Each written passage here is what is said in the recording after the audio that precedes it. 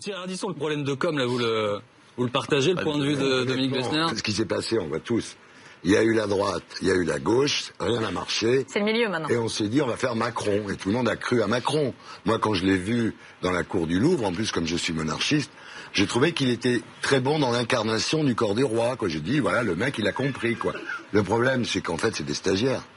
C'est que les mecs, ils y connaissent rien, ce que disait Dominique. Il y a les mecs, ils ont fait Henri IV, ils ont fait Sciences Po, ils ont fait l'ENA, mais c'est des puceaux. En fait, ils connaissent pas la vraie vie. Mais ouais, tout à fait ça. Moi, j'ai commencé à bosser à 19 ans, je peux te dire que je connais la vie, tu vois. Les mecs, on sent bien, ils ont pas le contact avec les gens. On a vu une semaine pitoyable avec Macron, c'est un peu comme la fuite à Varennes de Louis XVI. Le type est perdu dans son propre pays. Il erre dans son propre pays. Et les gens l'engueulent. Et les gens l'engueulent. Et il dit rien. Les gens, et on dirait qu'il est là en acceptation. Mais Thierry, est-ce que les Français... mémoriel. Et on arrive là où il veut se rapprocher des Français et, comme vous le disiez très justement, il va sur un porte-avions et il y a cette scénarisation de lui, un avion de chasse derrière. Moi, il y a un moment, effectivement, j'aimerais un peu de simplicité, si vous voulez, c'est tout. Un tout petit peu de simplicité, quoi. On n'est pas, voilà, ça fait fake. Donc c'est tout. On voudrait juste qu'il parle simplement aux gens. Il n'a pas le contact avec les gens. Il pourra faire tout ce qu'il veut. Ça se voit tout de suite. Les Français sont comme ça. Au début, ils y ont cru, puis là, ils voient la réalité du personnage. C'est un type qui a été mis là par le système pour gérer la France dans l'intérêt de Bruxelles. Et ce que je regrette aujourd'hui, je le dis calmement, c'est que le seul idéal de ce pauvre pays, c'est de rentrer dans les 3%. T'imagines, quand on racontera ça dans, je sais pas, dans des années, on dira à l'époque, les Français, ils avaient vraiment une ambition. C'était quoi? Être dans les 3% de Bruxelles. C'est pas les Français, c'est son gouvernant, en fait. Parce que nous, on aimerait bien autre chose. Je pense pas qu'un pays puisse fonctionner comme il faut. Vous avez raison. Quand l'idéal d'un peuple, c'est pas d'être sous les 3%.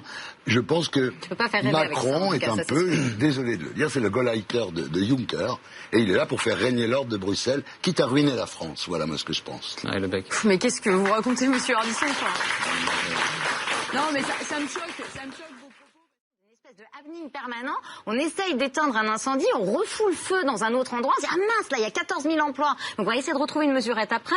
Enfin, c'est absurde. Une chaudière à fioul. Vous croyez que les gens, ils vont avoir 10, 15 000 euros? Et pour la changer, là, comme ça? Pour la chaudière à fioul, moi, j'ai une maison en Normandie, on m'a dit, c'est 15 000 euros. Je veux dire, les gens, ils n'ont pas 15 000 euros à mettre dans des chaudières à fioul. Enfin, d'un seul coup. Alors, si vous n'êtes pas pour eux, vous êtes un sale populiste, c'est-à-dire vous êtes un nazi en quelque sorte, vous êtes comme Marine Le Pen, voilà.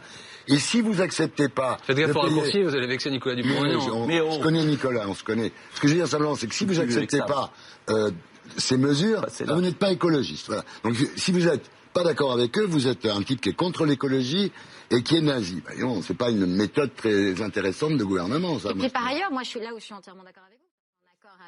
Avec Thierry Ardisson, sauf que moi je suis très européenne. C'est que le jour où on aura... Ah, vous êtes très européen? Mais oui, mais l'Europe qu'ils ont fait, c'est pas l'Europe. L'Europe, c'est Erasmus.